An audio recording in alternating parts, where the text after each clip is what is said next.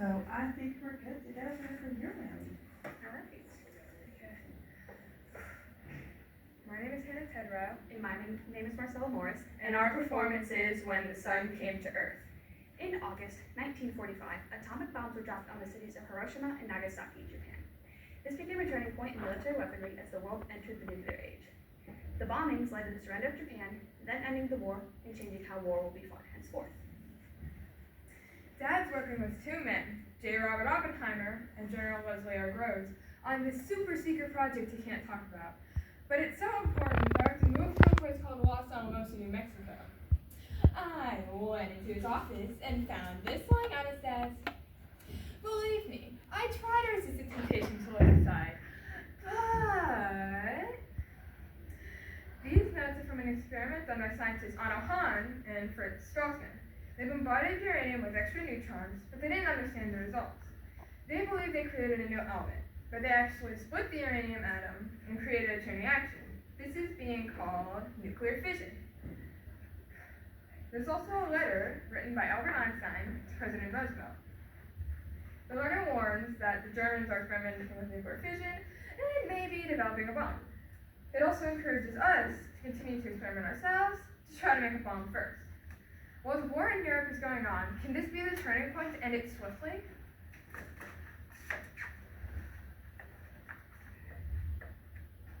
There was a special announcement today by Emperor Hirohito on the radio saying that we're joining the war in Europe on the side of the Germans. My father says they have the same goal as us, to conquer as much territory as possible and to gather natural resources. And maybe, by working together, we can finally defeat China, which we invaded back in 1937. Excuse me. Oh shoot, I'm just gonna start over, sorry about that. There was a special announcement today by Emperor Hirohito on the radio saying that we're joining the war in Europe on the side of the Germans. My father says they have the same goal as us, to conquer as much territory as possible and to gather natural resources. And maybe, by working together, we can finally defeat China, which we invaded back in 1937. We've been fighting the Chinese and their leader Chiang Kai-shek for nearly 3 years now, and really haven't made any progress yet. Or at least that's what I've heard. But we can't surrender. That's the most dishonorable thing you can do. We'll keep fighting, even if it kills us. You'll never believe it. I overheard my dad speaking on the telephone that there's an office being opened in New York City for the top secret government project, which is now being called the Manhattan Project. I believe it's to be used as a sort of temporary base until ones in Washington, D.C. and over to Tennessee are completed. It's been nearly a year since Japan attacked Pearl Harbor. I'll never forget President Roosevelt saying, "Yesterday, December 7th, 1941, a date which will live in infamy." I'll never forget that day for the rest of my years. But now it seems even more work is being done on the bombs. I really hope that President Roosevelt sees this as a turning point to gain advantage in the Pacific. For now, I just hope this war ends soon. I overheard my mother and father talking last night. You really shouldn't try to keep secrets in a Japanese home. Our walls are quite thin. They were very upset, considering Japan has just lost its control over some of our islands in the Pacific to the Allies. This means the Americans have now cut off our supply line to the resources that we really need. And they keep getting closer and closer to the mainland with their island hopping strategy. Not to mention that Tokyo and 5 other leading cities have already been firebombed by them, killing 100,000 people and laying waste to our military bases and factories there. Not to mention leaving everything in rubble. And things aren't looking too great for us. But we can't surrender. We just can't. We need to keep fighting. When President Roosevelt died and Harry S. Truman took his place, I didn't know what would become of the Manhattan Project. But I found more notes in my dad's office. They talk about something called the Trinity Test, or the code name for where the first bomb was tested in the Alamogordo Desert in New Mexico. It was only a week ago, on July 16th. It worked so well that it blew windows off of buildings in Albuquerque 127 miles away. Wow, that's swell. This may very well be the start of the nuclear age and the turning point we've been waiting for.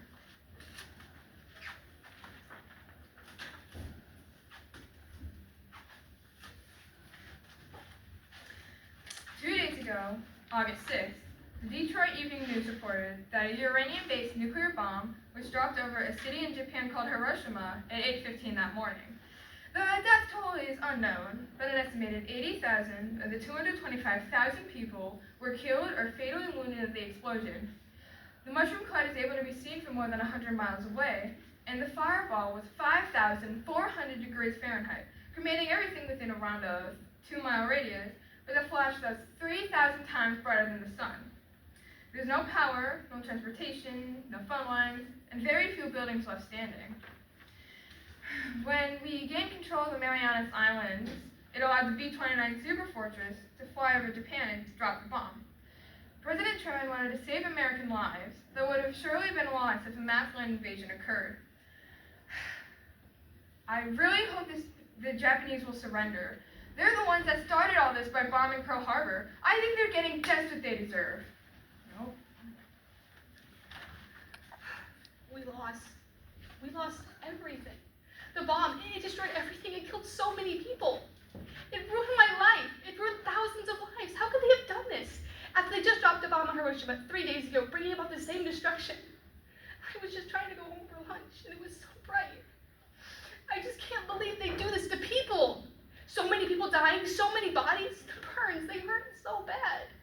And my mother, oh my mother, how I wish I could see her again. Everything I've ever known, all destroyed in one big flash. A sudden, terrible flash all around, bright orange and white, like thousands of lightning bolts all striking at once. So much suffering, all so they can win the war? I'll never forgive them, never. I never want to hear the word war again. The news has just reached us that another bomb has been dropped over the city of Nagasaki at 11:02 a.m. yesterday, August 9th. Though there was less damage due to the hills around the city taking most of the blast, the city was still destroyed. A plutonium-based bomb was dropped, which is even more powerful than the first bomb. Everything within around a mile was destroyed, and the blast immediately killed or wounded 45,000 people. This is a turning point in military weaponry that will surely be felt by future generations. But in the meantime, I really hope this means the Japanese surrender is imminent. Germany and Italy have already surrendered in May, so it's about time for this war to be over. Mom, guess what we learned today? What did you learn today? Today we learned about the atomic bombs. My teacher said one was dropped here, in Nagasaki. Is that true? Yes, an atomic bomb was dropped here, and in Hiroshima as well. It was like when the sun came to Earth. The Emperor told us that it was an attack on the United States to try to get us to surrender. But he wanted us to stand together as a proud nation and continue to fight. Many people had to die because of it. But why would anyone want to drop such a destructive bomb on a city? Were you there? What was it like? Yes, I was 15 years old when I was walking home from school for lunch. Our home was destroyed and my mother was vaporized. All that was left with her shadow. The Americans knew that many innocent people would die, but yet they still went ahead and dropped the bombs. Then they occupied our country until just before you were born in 1952. Many of us resented the Americans and hid from them once they landed. Then, according to the Potsdam Declaration, they tore down all of our weapons factories and democratic reforms were made to our government. But for now, I just hope that no more nuclear weapons will ever be used again.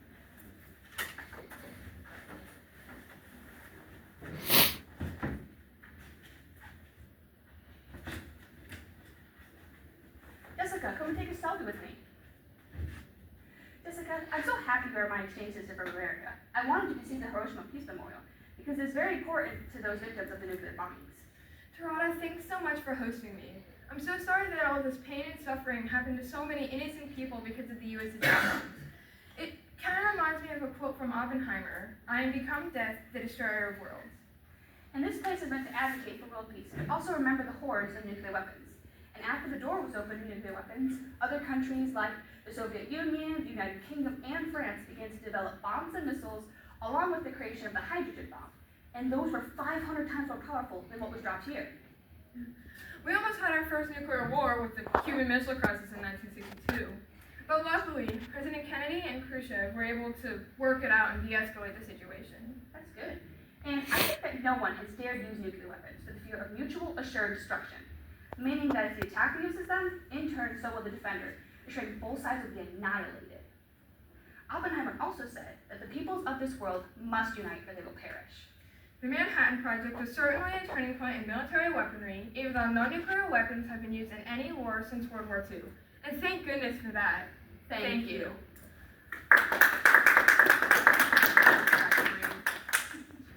Just take a deep breath.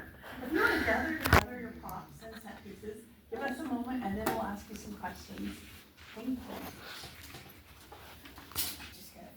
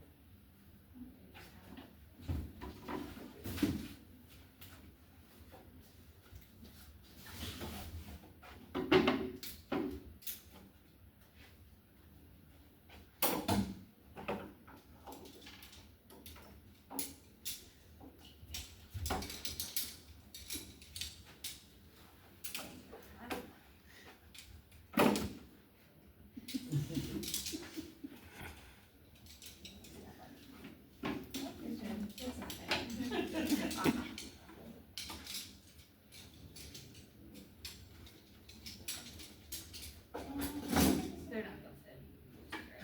Yeah,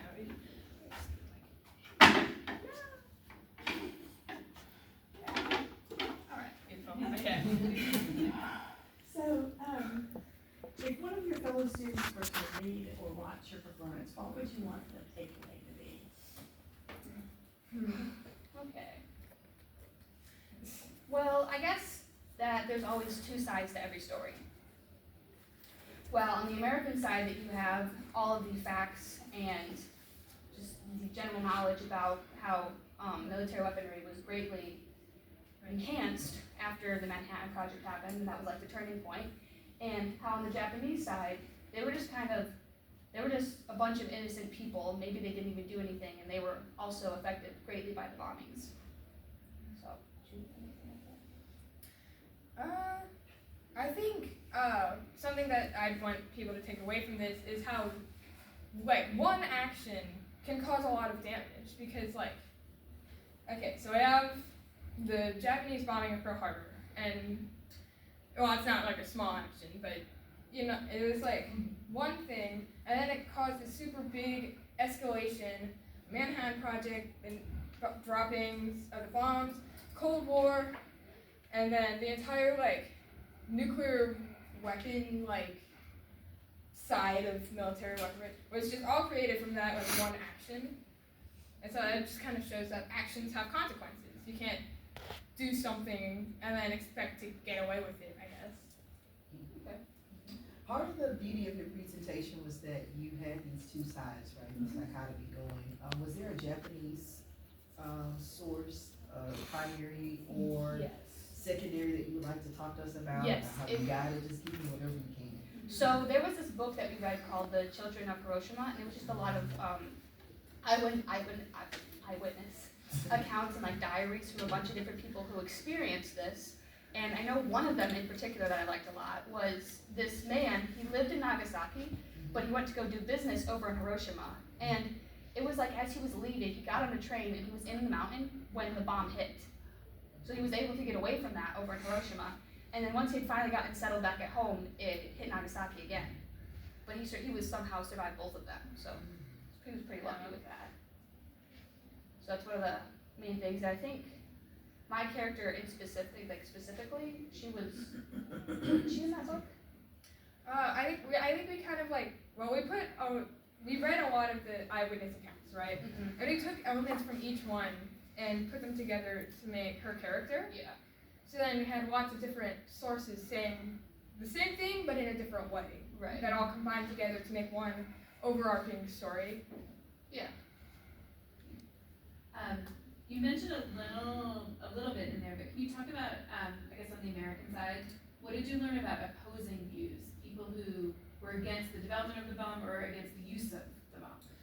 Well, we read a few articles that, like, the scientists that were working on it, they didn't, once they figured out what they made, they didn't actually want to use it in warfare. They wanted to use it for, experiments, because science experiments, but they didn't want to actually use it in war.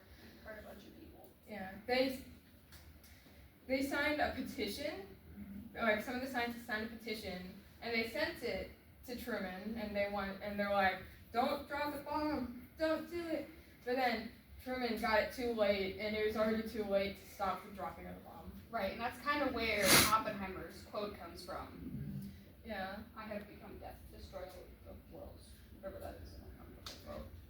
Yeah, you did it. Yeah, and actually, a fun little fact we learned about that was he didn't actually say that himself. He got it from Like a Hindu scripture. right. He got it from Hindu scripture. So that was a cool little fact we thought about. So Was there anything that surprised you in your research? Especially specifically for maybe the Japanese side? Well, I have a lot, so I don't know. okay, if I'll you're let gonna you go. I've got a lot. So first of all, the plane that dropped the Hiroshima bomb was flown by Colonel Paul Tibbets, and he had a crew of 10 people-ish, and then he named the plane Enola Gay after his mom. Why you would name a giant B-29 Super Fortress giant plane that's gonna drop a bomb that kills a ton of people after your mom? I have no idea, but it was interesting nonetheless. And then learning about the whole nuclear fission thing. We read this book, and it was called Hiroshima and Nagasaki: Fire from the Sky, and there was a timeline, and it started with when the atom was discovered. And then in nuclear fission, it was just kind of interesting. And I have an analogy. It's kind of like playing pool. Okay, set up the table. So I got this. Okay, we have an extra neutron, right? And that's kind of like the little cue ball thing. And then you got a uranium atom, which is highly unstable. And then you have the triangle thingy of more uranium atoms over here. So then you take the extra neutron, and you just kind of it goes into the first uranium atom, and it kind of explodes because it's unstable. And you got all these other neutrons from the exploded one, and they all go to the triangle, and they all go in, and they all go. So then it's this super big chain reaction. It creates a lot of energy because it's not very easy to split an atom. And then it creates big boom. So cool. Yeah.